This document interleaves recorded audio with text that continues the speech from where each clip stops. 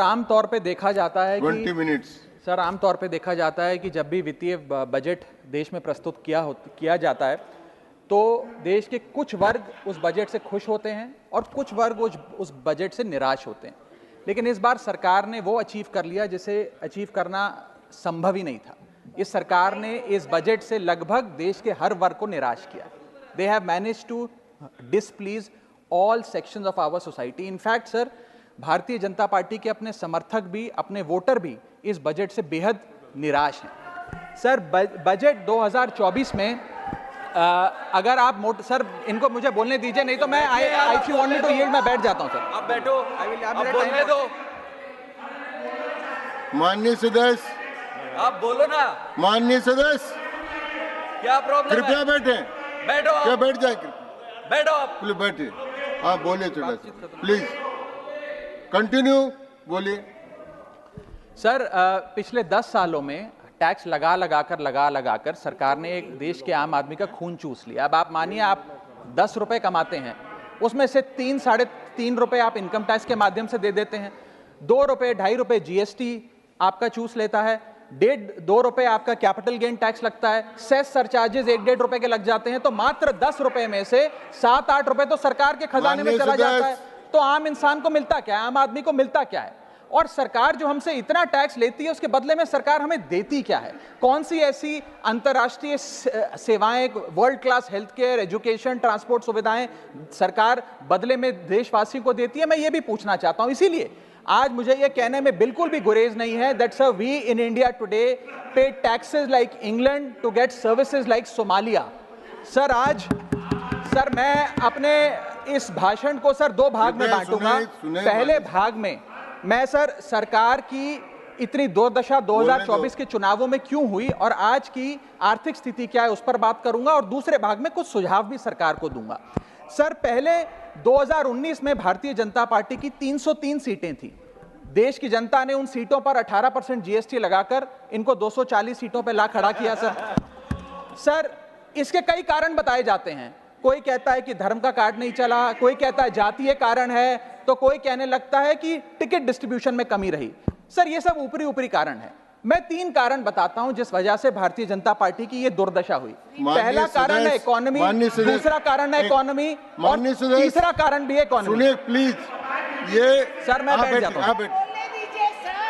ये राष्ट्रपति के अभिभाषण पर चर्चा नहीं है, ये आम बजट पर चर्चा है। माननीय राघव चड्ढा जी, आपस में बात नहीं करें। माननीय राघव चड्ढा जी, ये राष्ट्रपति के अभिभाषण पर चर्चा नहीं है, ये आम बजट पर चर्चा है। बोलिए आप। सर, बजट पे आप बोलो। आप बजट पर बोलिए, आम बजट। सर, अगर आपने मेरी पूरी बात सुनी होती तो शायद इतनी आपत्ति इन लोगों को ना होती। सर, मैं यही कहना चाह रहा हूं कि कई कारण बताए जाते हैं चुनावी हार के, लेकिन मेरे मुताबिक 3 महत्वपूर्ण कारण है। पहला कारण इकोनॉमी, दूसरा कारण इकोनॉमी, और तीसरा कारण भी इकोनॉमी। मैं इकोनॉमी की बात कर रहा हूं, चुनावों की बात नहीं कर रहा। सर पहला कारण, सर मैं बैठ जाता हूं सर, इनको चिल्लाने दीजिए, मैं बैठ जाता हूं सर। माननीय सदस्य बैठिए। जब आपका समय आए तो आप बता देना दिल्ली में कैसे आ रहे, अभी उनको बोलने दीजिए। बोलिए बंद। अभी उन्होंने बना दिया है। बोलिए। सर, पहला कारण हार का है rural income and inflation. Sir, Bharat की 60% से ज्यादा आबादी सर गांव में बसती है, लेकिन आज सर सर ये ठीक नहीं है सर। इनकी तबीयत खराब है, इनके पेट में क्यों दर्द हो रहा है? इनकी तबीयत खराब है, क्या दिक्कत है? इनके पेट में दर्द हो रहा है क्या? मैं अपना समय सूद समेत इनसे वसूलूंगा सर। मैं आगे चलता हूं। सर, इस देश में सर पहला मेरा कारण था, ब्याज की आदत ठीक नहीं है sir, rural income and inflation.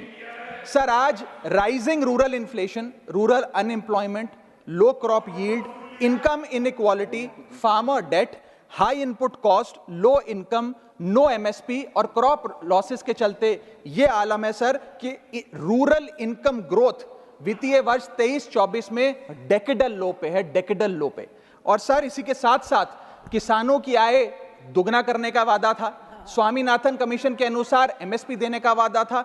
वो वादे जब पूरे नहीं हुए तो आलम यह है सर कि पिछले 25 महीने लगातार रियल रूरल वेजेस डिक्लाइन पर हैं लगातार, और इसके साथ साथ यूपीए के दौरान, कांग्रेस पार्टी की सरकार के दौरान फार्म वेजेस में 8.5% का इजाफा देखा गया था। एनडीए 1 के दौरान 3% और एनडीए 2 के दौरान -0.6% का इजाफा देखा गया, यानी कि रूरल वेजेस गिरती जा रही हैं। सर मैं ऐसे साधारण भाषा में समझाता हूं सर 2014 में एक दिहाड़ी मजदूर एक दिन की अपनी दिहाड़ी से 3 केजी अरहर की दाल खरीद सकता था सर आज वही दिहाड़ी मजदूर वर्ष 2024 में एक दिन की दिहाड़ी से 1.5 केजी अरहर दाल खरीद पा रहा है, यानी कि महंगाई भी बढ़ रही है और उसकी आमदनी भी घट रही है। इसका नतीजा क्या हुआ सर? इसका नतीजा यह हुआ कि इनका वोट शेयर घटा, रूरल एरियाज में 5% भाजपा का वोट शेयर घटा, इनके खुद के यूनियन एग्रीकल्चरल मिनिस्टर चुनाव हार गए और 398 रूरल सीट्स में से 2019 में इनको 236 मिली थी, आज 398 सीट्स में से इस बार मात्र 165 सीटें मिली हैं, यानी कि रूरल इंडिया में इनको नकार दिया गया है सर दूसरा मेरा जो आज देश में आर्थिक स्थिति है जिसके कारण इनकी भी ये चुनावों में दशा हुई, उसका है फूड इन्फ्लेशन। सर थाली का बजट बिगड़ गया सर, आटा हो, दूध हो, चावल हो, दही हो, हर वस्तु पे महंगाई का आलम है, जीएसटी का आलम है और लगातार इस देश में फूड इन्फ्लेशन बढ़ता जा रहा है। 9 से 9.5% के लगभग आसपास फूड इन्फ्लेशन मंडरा रही है सर इस देश में। और मैं पूछना चाहता हूं सरकार से कि वो कमोडिटीज जिसमें हम सेल्फ सफिशिएंट थे, वो कमोडिटीज जिसपे हम एक्सपोर्ट किया करते थे, उसमें कैसे महंगाई घुस गई? और अगर वो कमोडिटीज भी महंगी हो गई हैं तो उसका फायदा किसान को क्यों नहीं मिलता? वो सारा पैसा जा कहां रहा है? ये एक बड़ा महत्वपूर्ण सवाल है सर। आटा 2014 में 21 रुपए प्रति केजी बिका करता था, आज 42 रुपए प्रति केजी हो गया है। दूध 30 रुपए प्रति लीटर के आसपास बिका करता था वर्ष 2014 में, आज 2024 में 70 रुपए प्रति लीटर बिकता है सर। देसी घी 2014 में 300 रुपए प्रति केजी पे बिका करता था, आज 2024 में 675 रुपए प्रति केजी बिकता है। अरहर की दाल 80 रुपए प्रति केजी बिका करती थी 2014 में, आज 230 रुपए प्रति केजी बिक रही है। और न जाने कितनी वस्तुओं के दाम आसमान छू रहे हैं सर। और अगर यही रफ्तार रही महंगाई की तो जितनी रफ्तार से 303 से 240 पर आए हैं, उससे तेज रफ्तार से 240 से 120 पर आएंगे सर ये लोग। Sir third reason is unemployment, यानी कि बेरोजगारी। सर इनफॉर्मल सेक्टर हो या फॉर्मल सेक्टर हो, अनऑर्गेनाइज सेक्टर हो या ऑर्गेनाइज सेक्टर हो, हर जगह अनएम्प्लॉयमेंट है। और सीएमआई की रिपोर्ट यह बताती है कि अनएम्प्लॉयमेंट दर ऑर्गेनाइज सेक्टर की इस देश में 9.2% है। अनऑर्गेनाइज सेक्टर की तो बात ही भूल जाइए, ऑर्गेनाइज सेक्टर की अनएम्प्लॉयमेंट दर 9.2% है। और हम लोग अपने देश के ह्यूमन रिसोर्सेज को किस कगार पे लाकर खड़ा कर दिया है उसका आलम देखिए सर। उत्तर प्रदेश सरकार के सचिवालय में पीएन की पोस्ट के लिए 368 नौकरियां निकली, 23 लाख लोगों ने उसके लिए आवेदन पत्र दिए। इंडियन रेलवेज के ग्रुप डी एम्प्लॉइज में 63,000 पोस्ट निकली, उसके लिए 2.5 करोड़ लोगों ने आवेदन पत्र दिए। 2.5 करोड़ ऑस्ट्रेलिया की आबादी से भी ज्यादा है sir 9,900 constable post Bihar police निकालती है, उसके लिए 11 लाख आवेदन पत्र आते हैं। और सर सारी चीजें छोड़िए, महाराष्ट्र सचिवालय के कैंटीन में 12 वेटरों को भर्ती करने के लिए जब आवेदन पत्र मांगे गए तो 7,000 लोगों ने आवेदन पत्र दिए, जिसमें कई पोस्ट ग्रेजुएट्स और ग्रेजुएट्स भी शामिल थे सर। यह बेरोजगारी का आलम है। चौथा, की सेक्टर स्टैग्नेशन। जितने की सेक्टर्स हैं इस देश में, कंस्ट्रक्शन हो, ट्रेड हो, जो इंप्लॉयमेंट क्रिएट करते हैं, उसमें एक स्टैग्नेशन आता जा रहा है। और इंडस्ट्री का इन्वेस्टमेंट जिसे कहते हैं ग्रॉस फिक्स्ड कैपिटल फॉर्मेशन, वो लगातार घटती जा रही है। और मुझे बताते हुए दुख है कि न्यू प्राइवेट इन्वेस्टमेंट वित्तीय वर्ष 24-25 के पहले क्वार्टर में 25 ईयर लो पर आ खड़ी है, यानी कि निवेश नहीं कर रही है इंडस्ट्री आज भारत देश की। सर पांचवा कारण है गिरती हुई पर कैपिटा इनकम, यानी कि प्रति व्यक्ति आय। देश के 12 राज्यों में लगातार पर कैपिटा इनकम घटी, उन 12 में से 9 राज्यों में भारतीय जनता पार्टी का वोट शेयर भी घटा। छठा कारण, decline in financial savings and rising debt burden on the Indian household, यानी कि एक औसतन भारतीय परिवार का कर्ज बढ़ता जा रहा है और उसकी सेविंग्स घटती जा रही हैं। फाइनेंशियली हम लोग फ्रेजाइल होते जा रहे हैं। और ये रिजर्व बैंक ऑफ इंडिया के गवर्नर ने खुद कहा कि सेविंग्स बैंक अकाउंट खातों में से सेविंग्स गायब होती नजर आ रही हैं। हमारा net financial savings to GDP ratio वो घट रहा है, हाउस होल्ड सेविंग्स वो घट रही हैं और लगातार सेविंग्स में डिक्लाइन देखा गया। और मैं सिर्फ बुराई नहीं करना चाहता, मैं सुझाव भी देना चाहता हूं। मैं आने वाले अपने भाषण के भाग में 8-10 महत्वपूर्ण सुझाव भी सरकार के लिए लाया हूं। देश हित में, देश की अर्थव्यवस्था के हित में सुझाव देना चाहता हूं। पहला सुझाव, index minimum wages with inflation, यानी कि न्यूनतम मजदूरी आय को बढ़ती महंगाई के साथ जोड़िए। Ma'am, inflation erodes purchasing power. Inflation वो महंगाई वो दीमक है जो आपकी परचेजिंग पावर, आपकी संपत्ति को खा जाती है। इसीलिए आज मैं कहना चाहता हूं कि जैसे बेल्जियम जैसे देशों ने ऑटोमेटिक इंडेक्सेशन ऑफ वेजेस लागू किया है, उसी प्रकार हमारे देश में भी मिनिमम वेजेस की ऑटोमेटिक इंडेक्सेशन होनी चाहिए। और यहां मैं बताना चाहूंगा कि मेरे नेता अरविंद केजरीवाल जी ने, हमारी आम आदमी पार्टी की सरकार ने देश में सबसे ज्यादा मिनिमम वेजेस दिल्ली में देने का काम किया। दूसरा मेरा महत्वपूर्ण सुझाव, rework the agricultural pricing formula, यानी कि जब किसान खुले बाजार में अपनी फसल बेचने जाता है मैम, तो वहां पर एक मिनिमम रिजर्व प्राइस होना चाहिए, यानी कि उस प्राइस के नीचे किसान की कमाई नहीं होगी, किसान को उस रेखा के नीचे का दाम नहीं मिलेगा। इससे प्राइस वोलेटिलिटी से किसान बचेगा, इकोनॉमिक सिक्योरिटी किसान को मिलेगी और प्रोडक्शन में कंटिन्यूटी रहेगी। मेरा तीसरा सुझाव, legal guarantee to MSP in accordance with Swaminathan commission report. Swaminathan commission report की बात सुनते सुनते कि हम लागू करेंगे, मेरे भी बाल पक गए हैं, लेकिन आज तक लागू नहीं हुआ। मैं अनुरोध करूंगा सरकार से कि उस लीगल गारंटी को देश के किसान को सौंपे। चौथा और बहुत महत्वपूर्ण, हाथ जोड़कर विनती करना चाहूंगा, restore indexation on long term capital gain. Ma'am, पूरे दुनिया में इन्वेस्टर्स को इन्वेस्टमेंट्स करने के लिए, प्रमोट करने के लिए इंसेंटिवाइज किया जाता है। इस देश में इंडेक्सेशन हटाकर हम इन्वेस्टर क्लास को डिसइंसेंटिवाइज कर रहे हैं इन्वेस्ट करने के लिए। इंडेक्सेशन हटाना टैक्स लगाना नहीं है, इन्वेस्टर्स को पीनलाइज करने जैसा है। मैडम, मैं बताना चाहता हूं, inflation ravages the value of money. पैसे को खा जाता है इन्फ्लेशन, इसीलिए हम कॉस्ट ऑफ एक्विजिशन को इंडेक्स कर कैपिटल गेन टैक्स की कैलकुलेशन करते हैं। और जो लोग खुश हैं आज कि कैपिटल गेन टैक्स को 20% से घटाकर 12.5 कर दिया है, उनके लिए मैं एक उदाहरण लाया हूं। इस उदाहरण के माध्यम से हम समझ जाएंगे कि कैसे इंडेक्सेशन हटाना इस देश के इन्वेस्टर को एक बहुत बड़ी उसकी जेब पे डाका डालने जैसा है। मैडम, फर्ज करिए कि 2001 में आपने 1 करोड़ रुपए का एक मकान खरीदा। वो मकान की दर 6% के हिसाब से बढ़ती गई उसकी वैल्यू, और आज वो मकान जो 1 करोड़ का आपने 2001 में खरीदा था, वो आज 4 करोड़ 17 लाख रुपए का हो गया। अब दो सिनेरियो हैं, एक इंडेक्सेशन का सिनेरियो जिसमें आप बेचें उस पर टैक्स लगे, और एक नया सिनेरियो जिसमें आप उसे बेचेंगे तो नई रेट के अकॉर्डिंग उस पर टैक्स लगेगा। मैं पहले पुराने सिस्टम के हिसाब से, इंडेक्सेशन वाले सिस्टम के हिसाब से उस पर कितना टैक्स लगेगा वो आपको बताना चाहता हूं। आज वो मकान जो आपने वर्ष 2001 में 1 करोड़ का खरीदा था, वो आप 4 करोड़ 17 लाख रुपए का बेचती हैं, तो आपकी सेल प्राइस 4 करोड़ 17 लाख, लेकिन आपकी purchase price, inflation adjusted indexed purchase price 1 crore नहीं, लगभग 3 करोड़ 60 लाख के आसपास आती है। यानी कि आपका sale price minus purchase price, जो प्रॉफिट ऑन सेल है, वो 54 लाख रुपए होता है।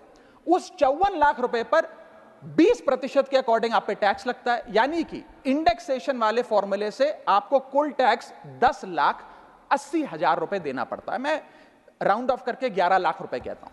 लेकिन जो नई व्यवस्था है जिसमें इंडेक्सेशन आपसे छीन लिया गया है, उसमें sale price 4 crore 17 lakh, cost price 1 crore, मुनाफा 3 करोड़ 17 लाख, उस पर 12.5% टैक्स, यानी कि टैक्स कुल मिलाकर आपका बनता है 39,62,000। यानी कि नई व्यवस्था में वही 1 करोड़ का मकान अगर आप बेचेंगे आज 4 करोड़ 17 लाख का, तो आपको लगभग 40 लाख रुपए टैक्स देना पड़ेगा, और पुरानी व्यवस्था में आपको मात्र 11 लाख रुपए टैक्स देना पड़ेगा। यानी कि 40 माइनस 11 लगभग 29 लाख रुपए का एडिशनल टैक्स आपको देना पड़ेगा मात्र 1 करोड़ रुपए के प्लॉट की सेल पर। यह है इंडेक्सेशन का खेल। इसीलिए indexation long term capital investments के लिए अति आवश्यक है। मैं सरकार से अनुरोध करूंगा कि उसे ना हटाएं, और आज मैं इस सदन में भविष्यवाणी करता हूं, अगर आपने इंडेक्सेशन वापस लागू नहीं किया तो 3 चीजें होने जा रही हैं इस देश में।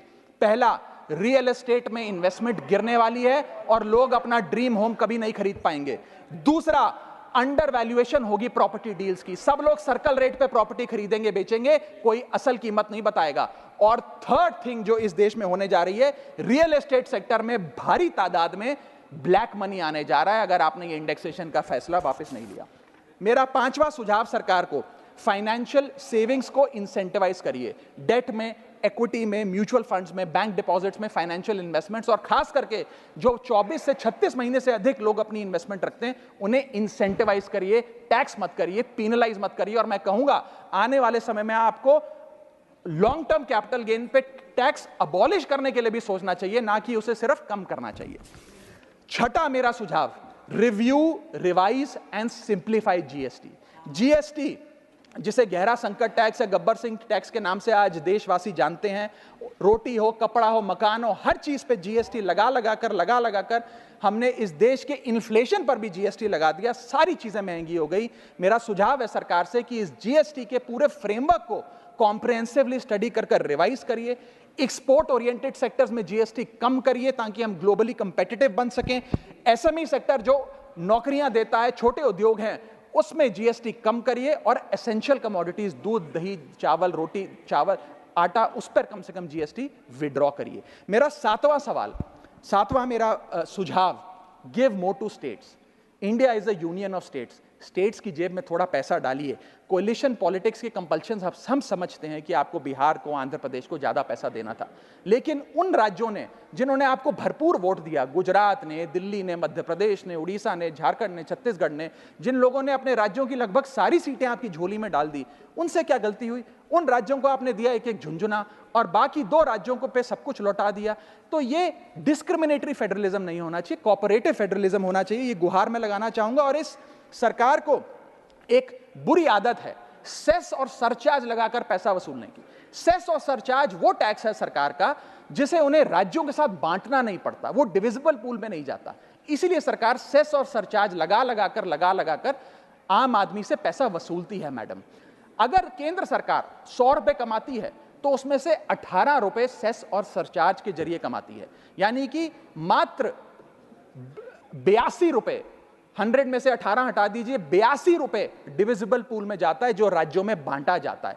18 रुपए सीधा सरकार की जेब में जाता है। मैं अनुरोध करूंगा कि सेस और सरचार्ज की या तो इस प्रथा को बंद करें या वो भी डिविजिबल पूल में डालकर स्टेट्स के साथ बांटे। मेरा 8वां सुझाव, जीएसटी कॉम्पनसेशन जो राज्यों के लिए बंद कर दिया गया है उसे कम से कम 5 साल और दीजिए। कई ऐसे राज्य हैं, तमिलनाडु है, महाराष्ट्र है, पंजाब है, गुजरात है, जिनकी अर्थव्यवस्था आज जीएसटी कॉम्पनसेशन के पैरों पे खड़ी हुई है, जो आज हमारे बजट का 10 से 15% हिस्सा इनकम का जीएसटी कॉम्पनसेशन से आता है। मैं अनुरोध करना चाहूंगा सरकार से कि कम से कम 5 साल और जीएसटी कॉम्पनसेशन देकर इन राज्य सरकारों की मदद की जाए। और अंत में बस मैं यही अपनी बात बोलकर खत्म करूंगा मैडम, कि इस बजट ने टैक्स बढ़ा बढ़ाकर इस देश के आम आदमी के खून चूसने का काम किया। मैं अनुरोध करूंगा कि डायरेक्ट टैक्स हो या इनडायरेक्ट टैक्स हो, इस पूरी व्यवस्था पे एक बार फिर से गौर फरमाया जाए। जो मैंने शुरुआत में कहा था उसे दोहराऊंगा, हम 10 रुपए अगर कमाते हैं